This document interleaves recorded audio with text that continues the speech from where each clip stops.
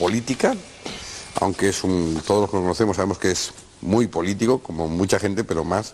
En el 68 interviene en la independencia de Guinea y redacta su constitución democrática, por lo que es procesado por el gobierno del general Franco. Fundador y coordinador de la Junta Democrática y la Plata Junta en el 76, es autor del libro La Alternativa Democrática, entre otros escritos. Yo le voy a hacer una pregunta a Trevijano. ¿A qué atribuye usted el bombazo que representó su intervención en el último programa? En el último programa en el que estuvo, naturalmente.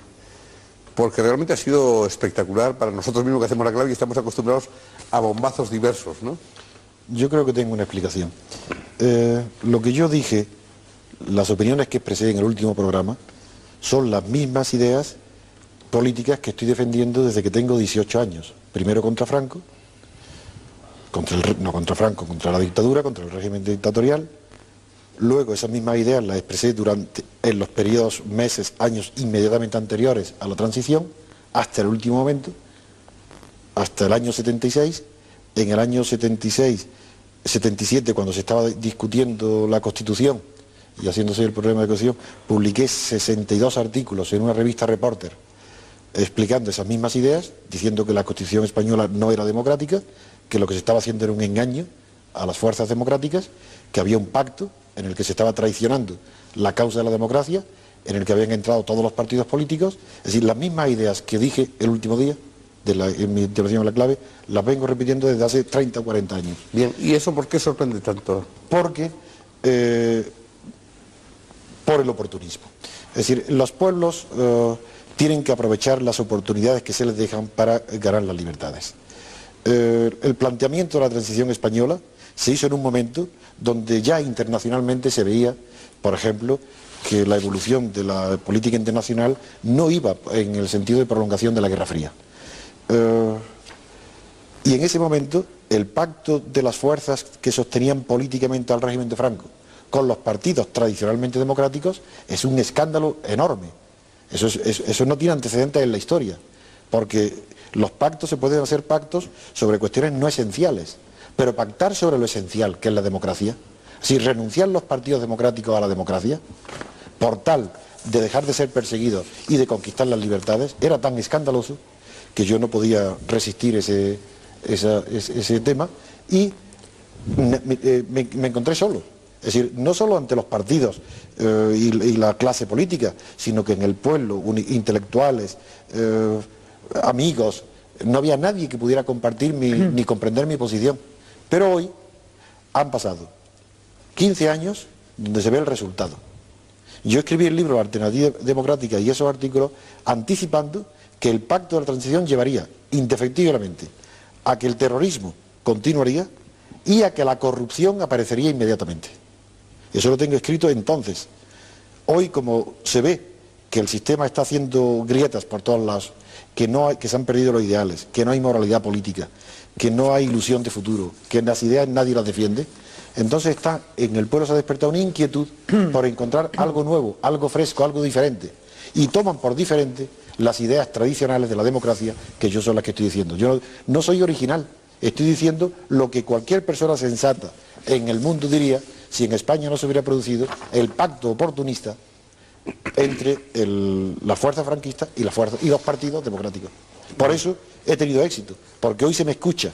Las puertas de la mente, decía Humboldt, solamente se abren desde dentro. Yo digo lo mismo, pero se oye de distinta manera.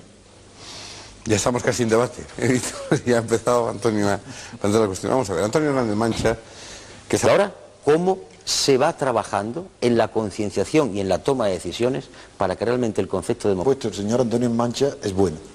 Un orden y responder a 3 cuestiones. Están en las manos de ustedes. Yo lo acepto. Respecto a la intervención del señor Lerma, tengo que decirle que definiciones de democracia hay tantas como autores. Pero nunca he oído jamás una definición de que la democracia sea voto más Estado-providencia. Jamás. ¿Por qué?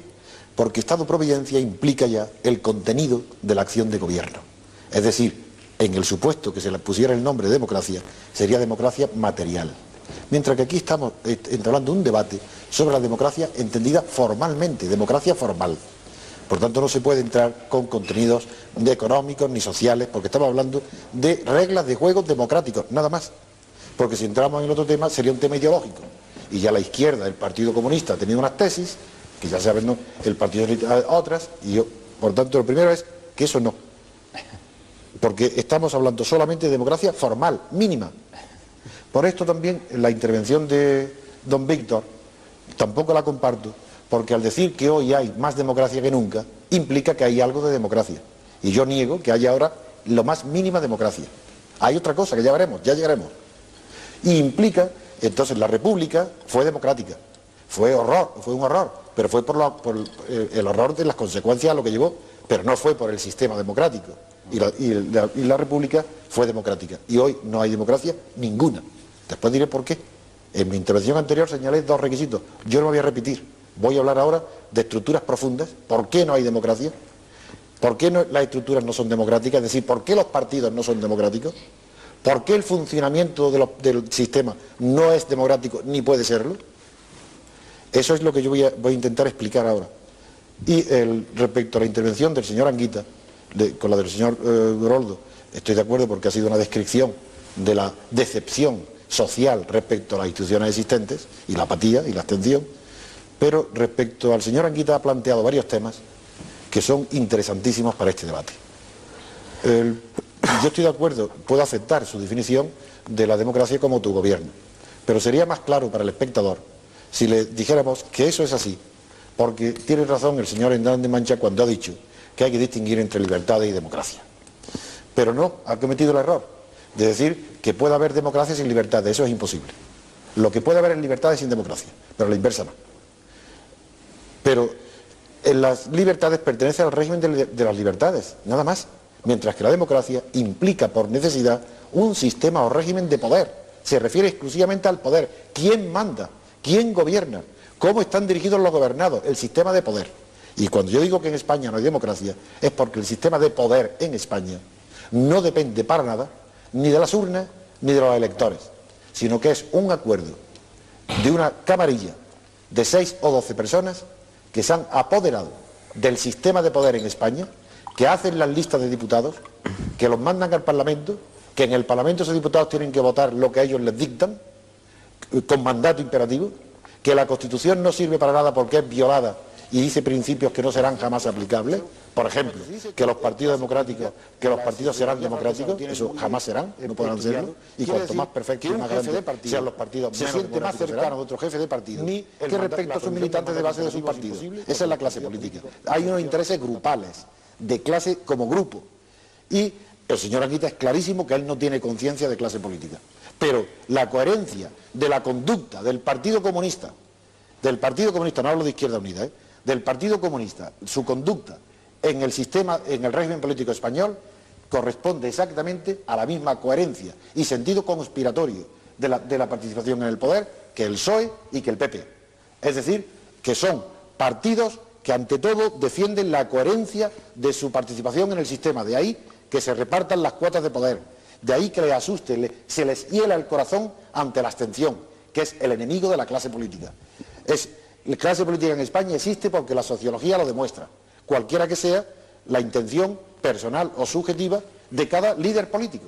Y por tanto, si existe la clase política, quiere decir que el poder en España pertenece a una minoría de 6 personas. Y esa minoría, un poder que pertenece a 6 personas, no puede ser democrático.